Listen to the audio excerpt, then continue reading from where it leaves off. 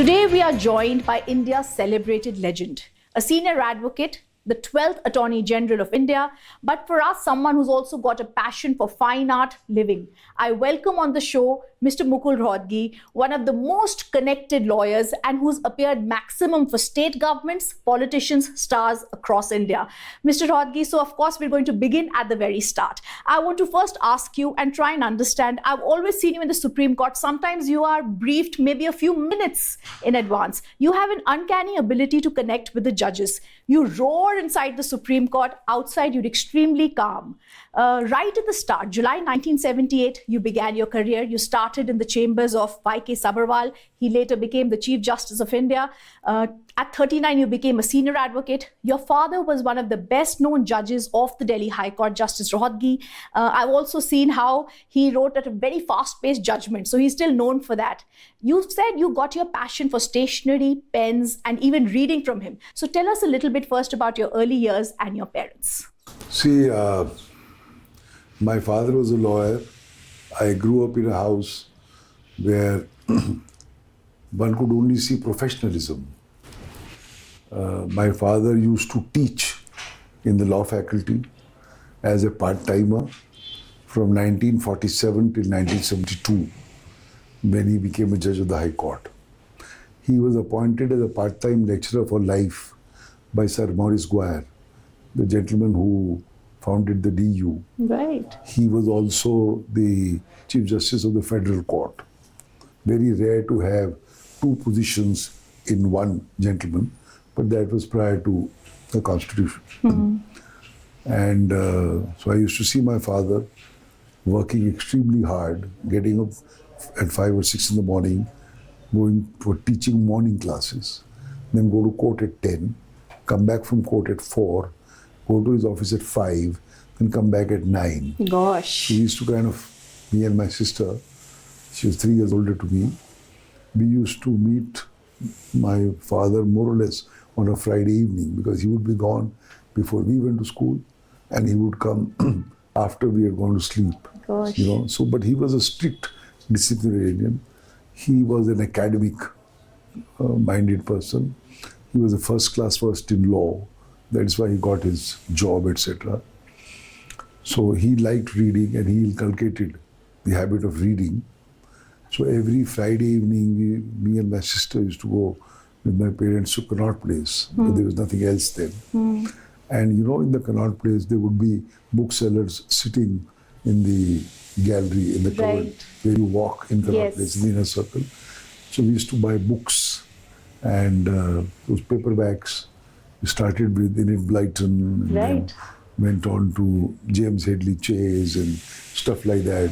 P.G. Wodehouse in later years. So that was our love for books. As far as schooling is concerned, I was in modern school, which was probably the best school in those days. As far as pens are concerned, I think the credit would go to late Mr. Jaitley and my friend Mr. Aryan Khan. So both of them were very fond of pens and they inculcated this pen kind of stuff. So you can see 2 pens which are here.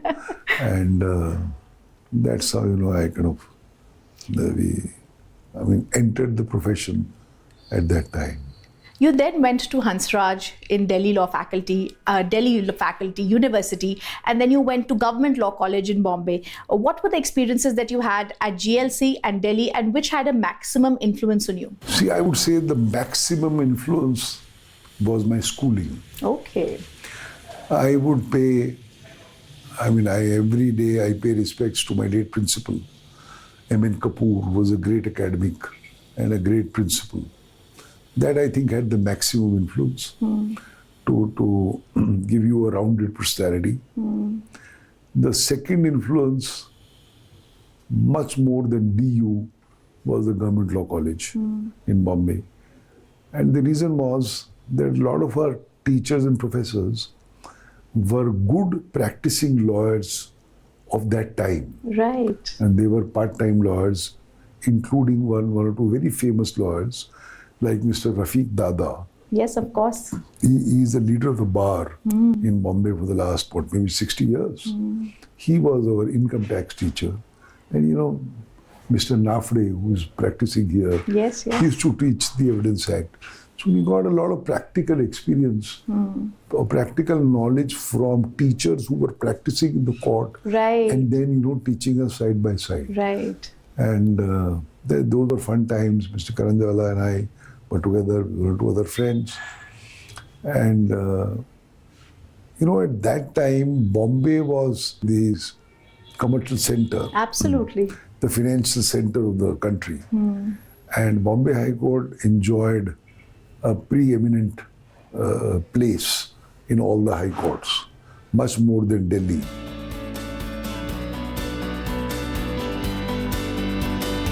So when did you move to this beautiful place that you have here, your chambers now? We moved this year in the month of May, and I was finding that my Sundarnagar office, which I used for a large number of years, was a little getting cramped. Right, sir. Because I have on an average 200, 250 clients and lawyers coming every day. Right. And I found it to be a little cramped. And I had spent 12 or 15 years there. So I found this property, it's closer home. Yes. And in terms of square footage, it is much bigger Right. than that property. But the property, when I bought it, was nothing like this. It was pretty decrepit. Right. So one of my daughters-in-law is a gifted interior designer. Her name is Meher. Right, okay. So I gave that job to her, and she did the interiors. Lovely. And I think she's come out pretty well. It's really nice. And this is a portrait by a very famous Yes. artist whose name is, I think, Mr. Kanaiya. Yes. He has made portraits for large number of politicians, dignitaries, and all that. So he insisted on making a portrait. And it's wonderful. It's so lifelike. It's absolutely you can see the lifelike. same pen Yes. and maybe the same shoes Yes. That's right. That's right. and the same jacket. Yeah? Yes, that's right. That's right. Yeah. Amazing. And I wanted to show you, Yes, sir. Please do. this is the federal court Right. prior to the Supreme Court of India. Okay. And this gentleman is the Chief Justice of the Federal Court, Right. Sir Maurice Squire. Okay. And after him is named Maurice Nagar near the Oh, university, yes. or Guire Hall Right. in the DU. Oh, lovely. This is that. So all these paintings have a significance? Yeah, something, you see, that's the Supreme Court in the early 50s or 60s. Very nice. The others are, this is how the North and South Block is. Yes. This is the India Gate, the procession going to India Gate. Very nice. This is the Supreme Court from a kind of a zoom kind of a thing. This is the Yes. Gateway of India Yes. across Taj, Taj. which I love. Whenever I go to Bombay, Yes. I try to walk there. This is one of my favorite paintings. Right. I picked it up in Bombay Okay. about 20, 30 years ago. This is the painting of an actual courtroom Okay. in the Bombay High Court. On the first floor, it's courtroom number 46. Oh, It's the largest courtroom in the High Court. right. And this is a depiction of Bal Gangadhar Tilak's trial when he was tried for sedition. Oh. And he argued his own case before an English judge. Obviously, he was convicted. Right. And that's where he said that Swaraj is my Janam Siddha Adhikar and I will have it. And there are powers which are greater than the powers that be here. That's an immortal speech he Right. gave, and that's the speech he's giving. It's one of my favorite paintings. This has always been behind my. And the fact Chair. that it's behind your chair shows. I always kept it like that. Yes, it shows your love for the nation. I've also seen you, and I want to ask you a lot about the Yaqub Memon case. Right. It was unprecedented. You were the Attorney General. You also had a wonderful relationship with the former President Pranab Mukherjee. Yes. What was that time like? There are always these naysayers and this lobby, sir, that tries to put across their words for Afzal Guru, Yaqub Memon, and they wanted once again a delay, once again by citing mercy. See, you must understand, in our country, if things like verdicts death sentences, execution of death sentences, if they don't happen in time, then they never happen. And then, they drag on for years, at times 10 years, 15 years. I'm doing some cases currently also. And once that happens, there is a line of judgments that if a person is kept on the death row without the sentence being executed for maybe 10 years or 5 years or 15 years, then that is torture itself. And therefore, the person is entitled to commutation of punishment from death by hanging to life imprisonment. So that's the reason to delay. Right? So you make a representation to the president, it gets rejected. It takes 2 years to reject it. Then you make one more. It takes more time. Then you move some court. Takes more time. So this is the reason. You've had several midnight hearings before the Supreme Court. So I will tell you about the Yaqub Memon case. Now, Yaqub Memon was sentenced to death. That sentence was affirmed by the Supreme Court. But in our system, you can still ask the president for mercy. And if the president doesn't decide or decides one way or the other, you can again come back to the Supreme Court, again raise some kind of challenge, whether frivolous or otherwise, and it takes time, and the government then doesn't act because some challenge is pending. That's the game, to do it again and again and again. So in this particular case, when I was the Attorney General, the challenge to the president's rejection was heard in the day by Chief Justice Deepak Mishra, his bench. The challenge was rejected by 4 o'clock with a judgment. That's right. And the time for hanging was fixed at 6 a.m. the next day. So I thought it was over. Then I went home. And I was just barely gone to sleep at about 10:30, 11. That I got a call from the registrar, the Supreme Court, saying that a fresh petition has been moved again before the court to defer the hanging and this and that. And Justice Deepak Mishra has fixed a hearing at about 1 o'clock at night. So then I rushed to the court after picking up my gowns and my dresses from my Sundarnagar office. I rushed there. And that hearing went on till about 5 in the morning. And then the petition was rejected. And at 7 he was hanged. At 6:30 he was hanged. And before, I forgot to tell you, before the hearing at 1 o'clock, I was summoned by the president at about 8 o'clock or 9 o'clock in the evening, again taking my views on a fresh mercy petition. So I told him that you can't have successive mercy petitions coming every day, every month. I mean, that's not what the law is about. So he rejected it. And then this saga happened. There was one more midnight hearing. The floor test. That was the floor test, which if you ask frankly, I don't think it required the emergency of a midnight hearing. It was completely unnecessary to put that kind of pressure on the court, judges. Not necessary, but anyway, that is the second time it happened.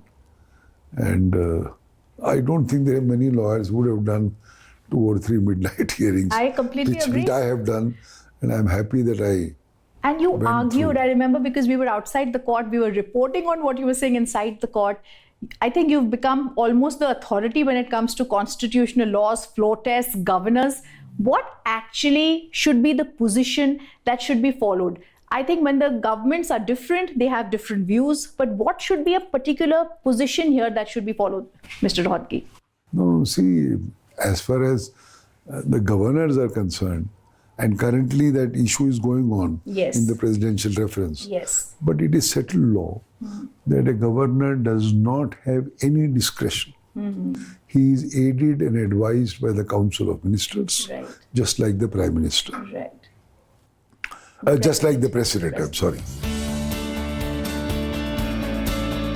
You were appointed by the Vajpayee government as the Additional Solicitor General in 1999. You've said that was often the place that gave you the national scope. Were you more flummoxed or fascinated? What were the cases that were given to you at that time like? See, going from a local high court to the Supreme Court is a completely different ball game. One cannot imagine, a lawyer cannot imagine what he is going to face in the Supreme Court going from a local high court. Now, in a local high court, say Delhi for that matter, Delhi High Court has very good work, it always had good work. But then there are several branches of litigation which are not existing in Delhi. So arbitration is a new field which has come up. Intellectual property cases have come up in Delhi in a big way. Yes. They were not there in the early 90s till the earlier Congress Prime Minister came. I forget his name. Manmohan Singh. No, before Mr. Manmohan Singh. Narasimha Rao. Narasimha Rao. Yes. He was the architect for liberalization. Yes. That resulted in the explosion of litigation. So, with that kind of a limited experience, when you go to the Supreme Court, you have to do litigation of 25 states. I was fortunate, if I use that phrase, soon after I went, Gujarat had those riots. Yes, I was going to ask you on that. So in those riots, there were a lot of PIL petitions in the Supreme Court against the government and against the police. Yes. So as luck would have it, I got a chance to represent the Gujarat government and the Gujarat police in the Supreme Court in all those PIL cases. They were the best bakery cases, or Naroda Patia cases, Gulbarg Society cases, the burning of the train, and cases of the Jakia Jafri, widow of Ehsan Jafri, all those cases. And there were at least 100, 200 odd cases, which I did from 2001, 2002. Soon after Mr. Modi came to power as the CM, all these cases happened, and I did them for a good 10 years. So it gives you a great insight of how things happen. And most of all, I'm very happy in retrospect that I was given a torrid time by the court.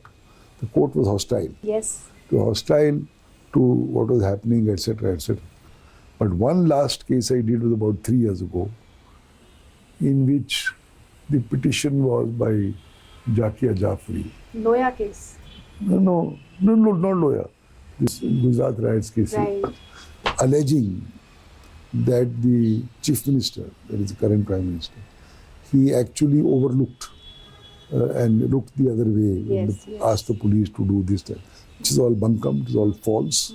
I also remember you were at that time, I remember Court 5, and I remember it used to be in the afternoons when these cases used to come up, and the court used to always be packed and belligerent. The court, if I would say, was belligerent. I would say hostile. Hostile, yes. But Mr. Rohatgi, you've also had interactions with the Prime Minister, who was the then first-time Chief Minister of Gujarat. I've heard you were a part of the cabinet meetings in Gujarat at that time. No, see, I was not a regular, I'm not a part of regular meetings, but one or two meetings I attended because some policy decisions had to be taken, some discussions had to be done. Okay. And I did go to Gujarat once or twice.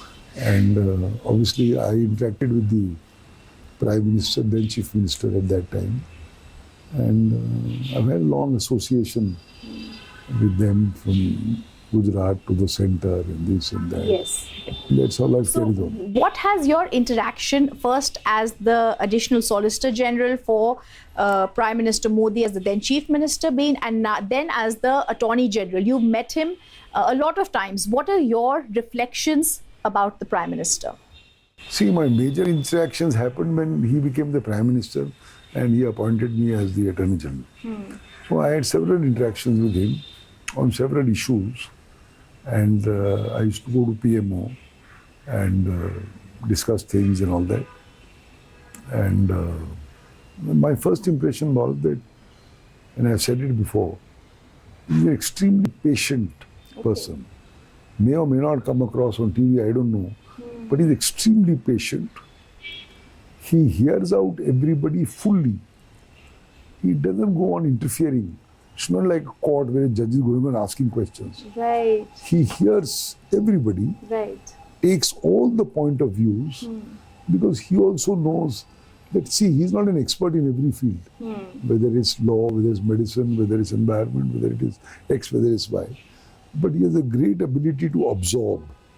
And when you absorb viewpoints of several people, one way or the other, it allows you to make a conscious decision. So those are the decisions he makes.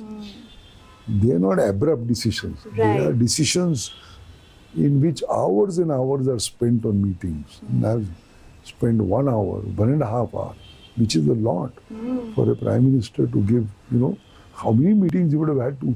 I mean, India is not a small place. That's India, right. And kind of problems India faces are huge, internal or external. And he kind of comes to grips. One day I met him at some function, I forget. That's the time, just to tell you the kind of person he is. The Doklam thing was going on with China. Right. In Bhutan. And the Chinese and the Indian army were face to face for nearly 2 months. I casually asked him that question. And he immediately went into the depths of the subject and explained on his hand कि देखो ये भूटान है, ये India है, ये China है, ये डॉकलैम है, यहाँ पर ऐसी सिचुएशन है, हमारे जवान और उनके जवान आई टू आई खड़े हैं, ऐसा है. I mean, a person who very intense and goes to the bottom of the things, and only then he takes a decision. So that's my impression of the plan. I think the same has also come through with Operation Sindoor. A lot of people have spoken about it. So he said on TV, which I remember, that when Sindoor was going on, he said on TV that he has given the army a free hand. Otherwise, the political head is the final master, whether to do this or not. Given a free hand, and he said on TV that I have been sitting in this room for 48 hours. Maybe he didn't sleep for 40 hours. Right. So that's the kind of person he is. You're also someone, not only I'm going to say as a lawyer, but also as an expert when it comes to corporate laws and understanding of the corporate world. I want to ask you, what do you make of the Trump tariffs? I think they're completely unjustified. And if you ask me, the decisions are completely erratic. They have no reasoning. They are hollow, whimsical. Something like that. I don't like you. Yes. Tariff. That's right. Now his man, that Navarro, his advisor. Yes. He's saying that the path to the war is from New Delhi. Are we a part of the Ukraine and the Russia war? What have we to do with it? Yes. We have to buy oil for our requirements. That's right. China is buying more oil from them. Yes. They are still at 30% tariff and we are at 50%. As if we are, egging on Russia. India has never egged on a party or a state to go on with a war. We always say, we don't have a war. Yes. But we have to look after our interests. Absolutely. I mean, that's what the Prime Minister has been saying. And he has therefore launched the Swadeshi campaign. Yes. But don't buy all this Firang stuff. Look at the local stuff. We have such a huge population. You have so much consumption. I mean, you are exporting shrimps, right? Shrimp industry is being affected. You put it in the Indian market. Put it in the Indian market. You may not earn double the profit, but you still get 20%, which is good enough. Very nice. So, चाहे shrimp हो, चाहे कपड़ा हो, चाहे gems and jewelry. Now, some ladies German jewelry खरीदती हैं India में far more than they buy abroad. Yes. So bring it here. Yes. So if you do the Swadeshi campaign, I mean, don't have coffee in Starbucks. But should you go elsewhere? Have it in Khan Market, have it Costa Coffee. Yes. Things like that. Lovely. That's the kind of campaign the Prime Minister is trying, and I think people are with him.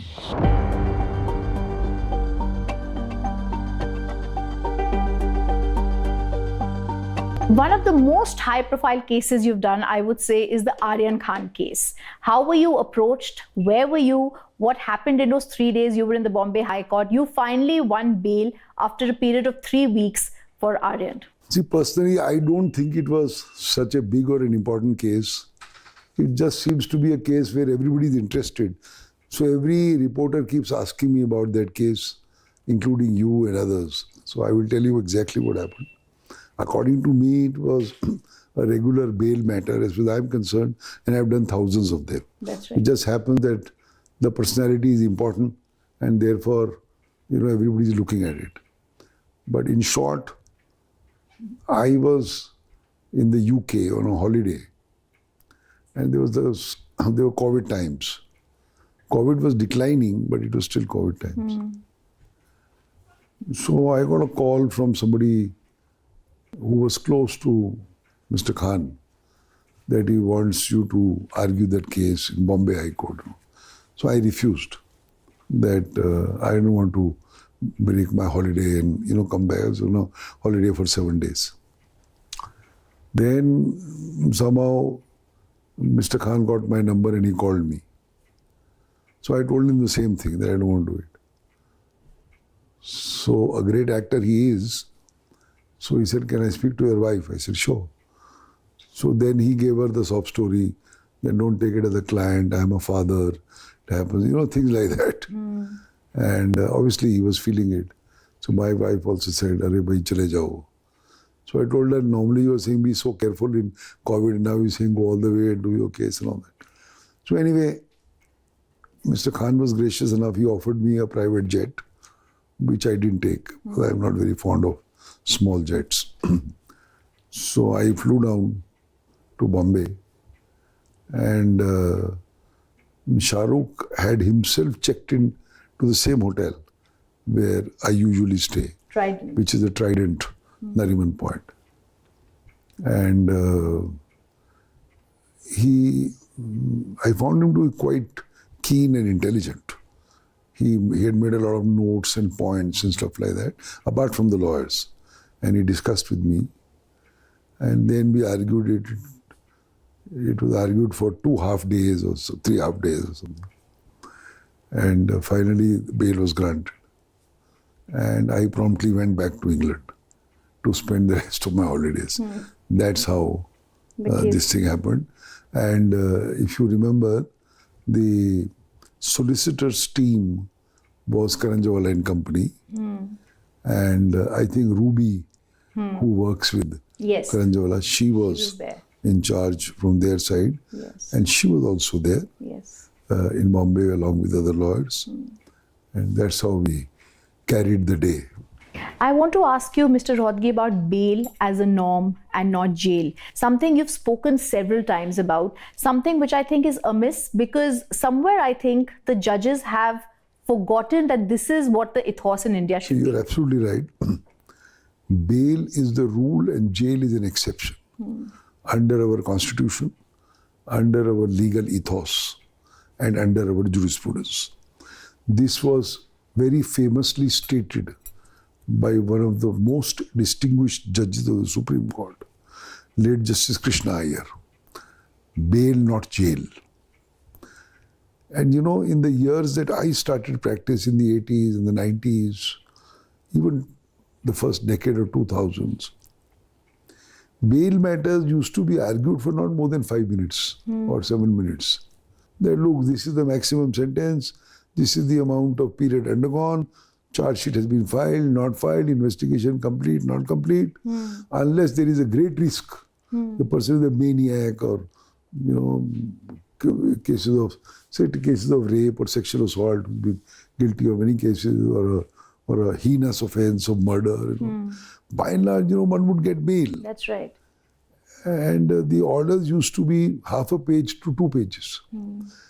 But somehow over the years, I would say the first person to blame is the legislature.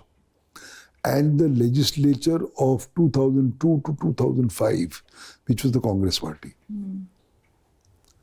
Mr. Chidambaram was the pioneer of this so-called PMLA. It's an absurd law. For the same offense, you are tried under the Indian Penal Code, and for the same offense, with some slight variation, you are tried under the PMLA. So for the same offense, you are tried twice. You can be convicted twice. Your punishments can be twice. It's completely against our constitution. Right? That's right. Then, unfortunately, the provisions of that act were upheld. Wrongly so. The judgment of the Supreme Court upholding this in Vijay Madanlal's case, according to me, is completely wrong, completely unconstitutional. But we are stuck with it. A review petition is going on. God knows how much will happen, will not happen. So with those kind of laws, and those laws turned the rule of presumption of innocence on its head. Yes. It says you are guilty till you show that you are innocent. That was never the rule in the Constitution. Those provisions are there in matters of bail. The judge cannot grant bail unless he's sure that you are innocent. How can a judge reach a conclusion that somebody is innocent in a bail without a trial? Exactly. It's absurd. Unfortunately, those provisions have been upheld. They are being applied. People are rotting in jails. So the seed was sown by the Congress party. And, you know, as nature would have it, it turned a full circle and it came to bite those very people who brought in the law.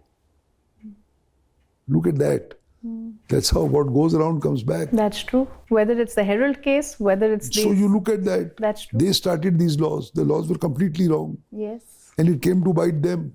Mr. Chidambaram, this, that, so many other people, they went to jail because of these laws should be completely repealed, according to me. I want to ask you about Justice Verma case. Do you think an FIR should be registered? See, let me tell you from whatever I know, I have represented him in that case, Yes. the Supreme Court also.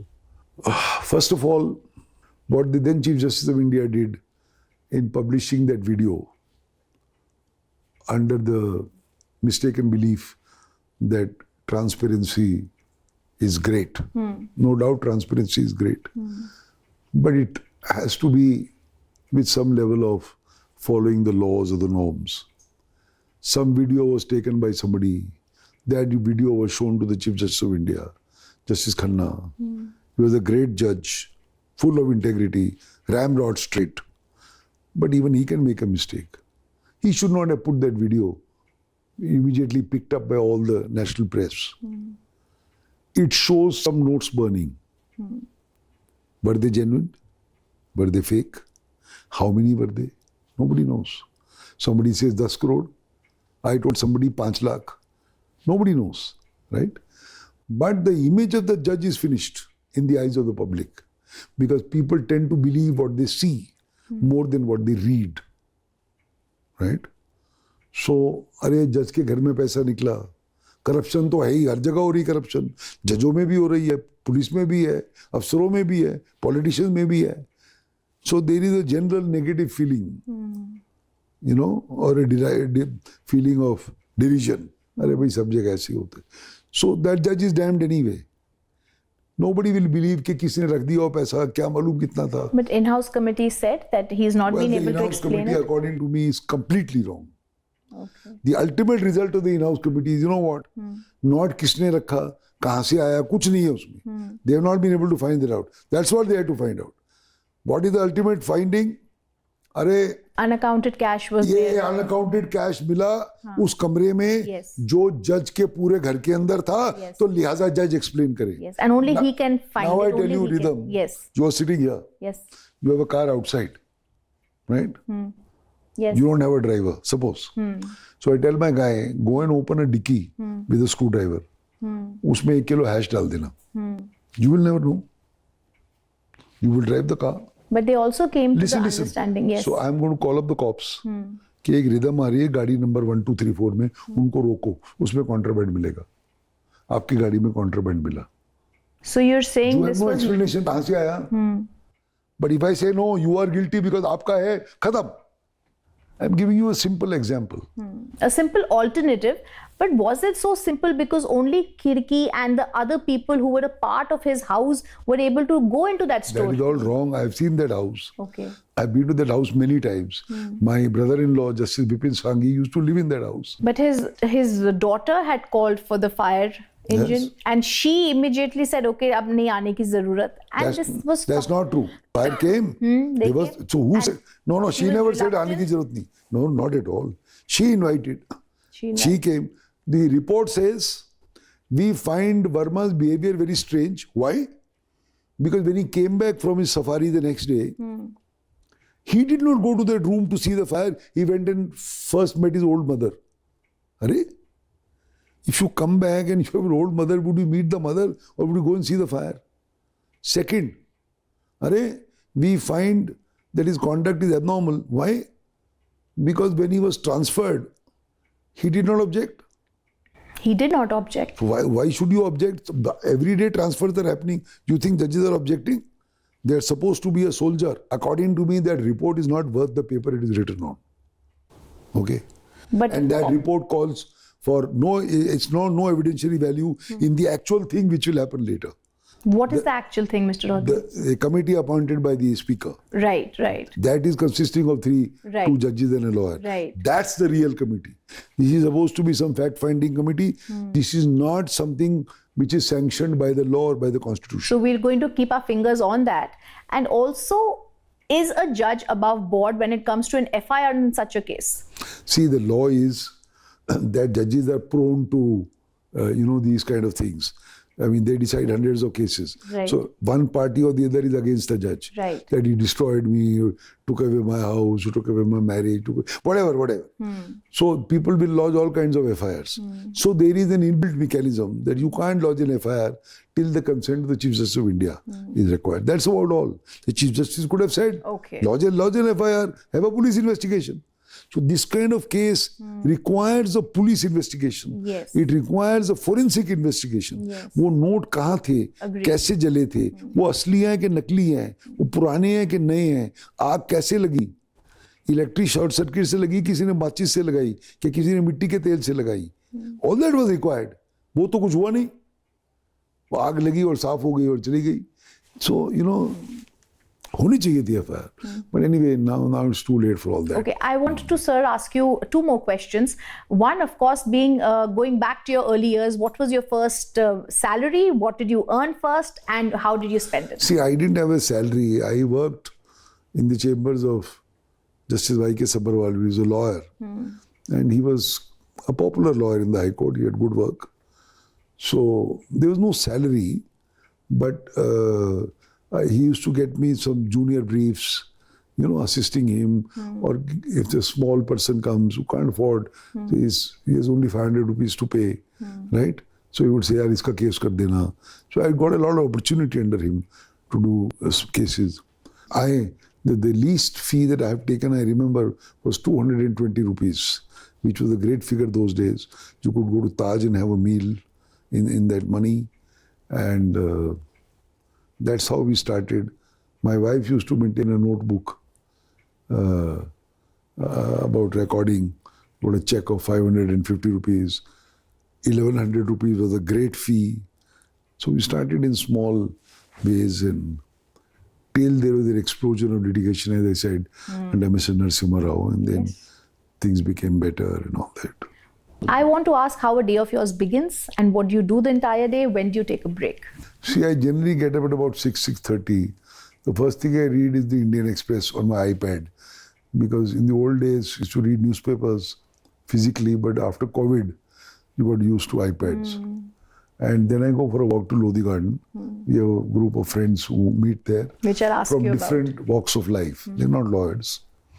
And I used to originally walk in house cars when I was in GK. Then I used to walk in Siri Fort Road with Mr. Jaitley when he shifted to Kailash Colony. We were there for many years.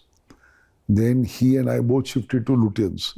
I became an ASG attorney and he was a minister.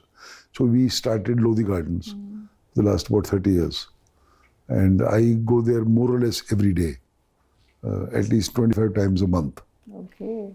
And we walk there, and then we have a tea club. It was called the Jaitley Point, where Jaitley used to always have tea there. We sit there for 15-20 minutes, chit-chat, and then I come back by about 8:30. Sometimes I come straight to office, or go home, change, and I start here by about 8:45. Then you're in court till about 4 o'clock. Then I come back and I start straight away. I don't rest. Okay. Because I want to finish. And then I try to wind up by about 7:30. Okay. And then since my house is closed, I go home. Right. And now I have a pool. I swim sometimes in the evening. I try to meet my grandchildren.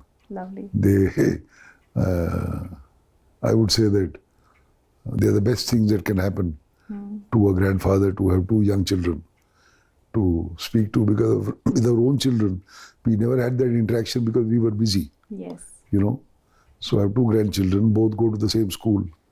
So I try to meet them, but they go out to sleep by 7:30 because they get up early. Right. And today on Friday, but for this interview, I would have gone home. I'm sorry. And it's all right. I will still go home and meet them because kal chutti hai.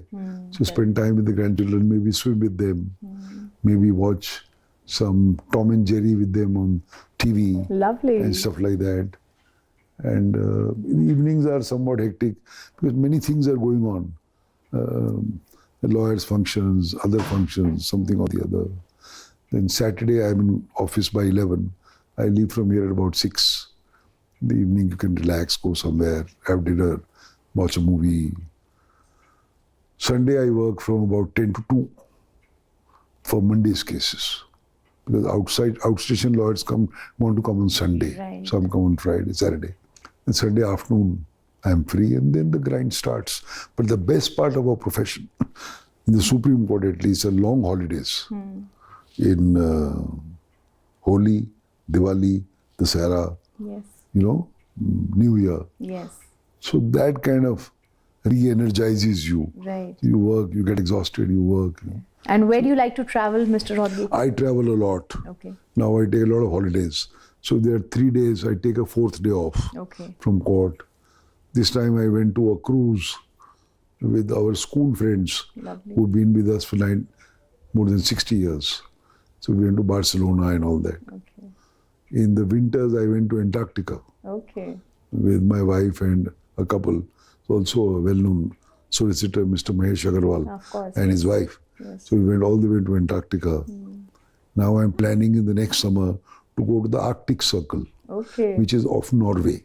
See, because most of the other stuff one is done. Yes. How many times can you keep going to America or England or Yes. Europe? Yes. These are places I want to go.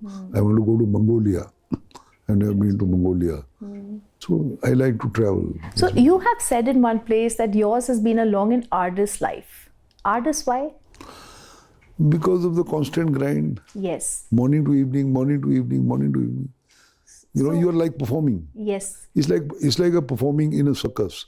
Unless you perform, you can't survive. You have to perform. You have But to you do your don't best. want to slow down? I try to.